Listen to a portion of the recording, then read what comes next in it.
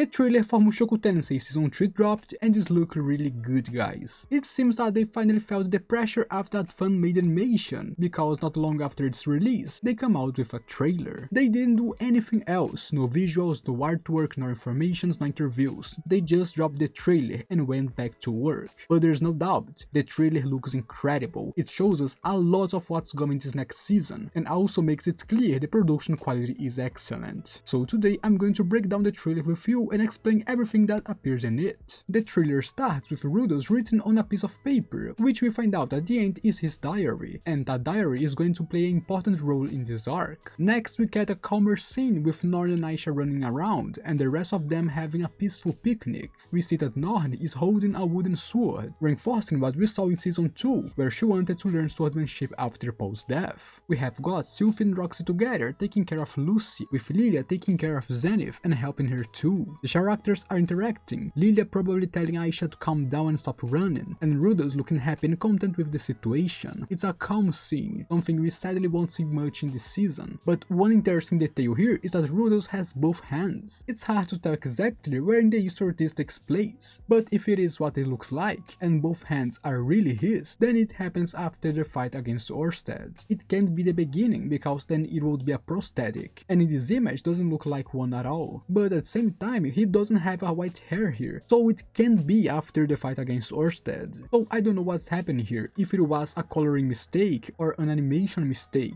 but Rudolph having his hand and brown hair at the same time shouldn't be happening here. Something is clearly wrong. And outside of the story, that scene looked really beautiful too. The art is amazing, the animation is smooth, the characters talking, interacting, Rudolph's reacting to everything. Everything here was really well animated, showing that Mushoku Tensei is still keeping the excellent quality. And speaking of prosthetic hands, next we see Cliff and Zanaba working together on their experiments. We see them opening the doll that was found in Rudolph's house earlier, and more important, in Zanaba's hand you can see an arm. That is the artificial arm they are building for Rudolph after he lost his real one. And a cool detail in this scene is that the drawings on the wall match what they are working in, like that one of the hand, that is again the hand of Rudolph. After that we see a fight between Linia and Persona, who are battling to decide who will return to the forest as royalty to take over things. And as we know, Persona ends winning, and Linia has her own issues after that. But once again, the animation here looked really good, and it was well made for just a fist fight. Them charging at each other, backing off, then going in for the punch, the impact of the blows and the dramatic special effects. For a scene of the two just fighting, this was way too well done, and that gives really a cool vibe to me. And speaking of vibes, we switch to Nanahoshi looking at the sunset sky. Nanahoshi, who is going to have a big role in this season for several reasons. She's heavily involved in 2 of the volumes being adapted, especially in volume 14, where she is a central character. So for those of you who like Nanahoshi, get hyped because she's going to show up a lot in the new season. And in that scene, she was looking for Perujo's castle, and speaking of him, he appears shortly in this trailer, but I'll talk about him when the time comes. Then we quickly cut to Kishirika, laughing as always after eating, which is literally pretty much all we have seen her do in this anime so far. But in this arc, she's going to do more than just eat and laugh like a crazy. She is actually going to have somewhat important role here. And from here we go to Luke arguing with Rudolph, clearly pissed off. And I feel like this has to be with the second part of the season, since it is a part where Ariel is more active than others. But honestly, I don't remember the reason behind their fight, and honestly I really don't care about it. I don't even like the guy at the end of the day. And from there we cut to an image of the magic armor being developed by Rudolph, Zanaba and Cliff, which we already know it's going to be very important in this season, especially at the end of the first part. Then we see a bit of Ghislaine, who is going to be having some interesting scenes in this season, whether they decide to show more of every side and what she's been up to, or just the other volumes. We will be seeing a bit of Ghislaine this season. And of course, after Ghislaine we see Ariel having tea, and yeah, that's connected. Ariel will be pretty active this season too, showing up a lot, unfortunately since I don't like her either, just like Luke. Then we get a scene with Rudolph, Zanaba, Cliff and Elinalis traveling together, and if I'm not mistaken, this trip happens in volume 14, and it is tied to the main story of the arc. I won't give too many spoilers, but they are on the Demon Continent because of Nanahoshi, and here they are going to meet Kishirika and Atofi, who makes her first appearance in the series here too, which is pretty cool. Then we see Rudolph having a meeting with Perujo's, but I'll talk about Perujo's in a bit, when he actually shows up.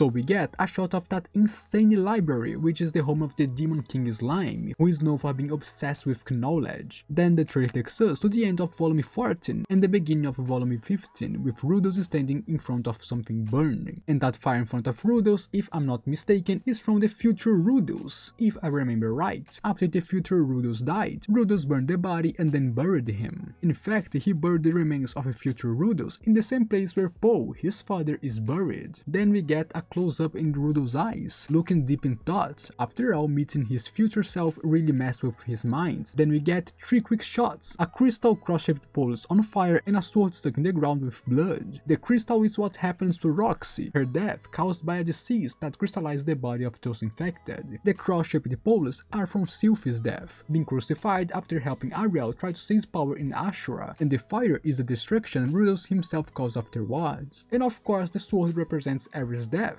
dying with her sword in hand. And of course, all of this was the alternate future, with the future Rudolph. Then we get a shot of Atofi on high ground, with Moore climbing up the cliff next to her. Although, honestly, this Moore really looks like the future Rudolph to me. They are very similar. And that's when the trailer starts shifting into more action-heavy sequences. And this part also pretty much confirms that the season is probably going to have 24 episodes and adapt 6 arcs as well. Because once the action kicks in, we see Albert, a Northern Emperor, using his fire-based tactics here. This could easily be part of Ares' training with him, or it could be from the arc where he becomes an enemy of Rudolph and others. And that arc is more focused on Ariel and the Ashura Kingdom. Here we also see Rita appears, which support the idea that Albert's appearance will happen during Ariel's arc, meaning it will only come in the second half of the season after episode 13 and onward. And of course we get a shot of Ørsted Unwounded from his fight against Rudolph, which will be the climax of the first part of the season. Then we go back again to Perugius and his castle, and first we see him on his throne with all his retainers, and then a close-up of him is still sitting in the throne. Perugius is going to be quite active in this season in a lot of different ways. It starts back at the volume 14, which focuses more on Nanahoshi, and he plays a somewhat active role there, and that extends a bit into volume 15, and then he becomes relevant again in the volumes 16 and 17 during Ariel's arc. And if you don't remember him, he was already mentioned in the early seasons, with a few scenes showing him. He is the Dragon King Perugius, the guy who fought against Laplace a long time ago alongside others, and he's been waiting for the demon god resurrection, so he can fight him again. But yeah, he's going to be pretty active this season, so you will get the chance to know him better. And to wrap up this part, we see Rudolph using lightning magic in the desert, which also happens in volume 14 when he is on the demon continent. Then he finishes reading in his diary everything we just saw.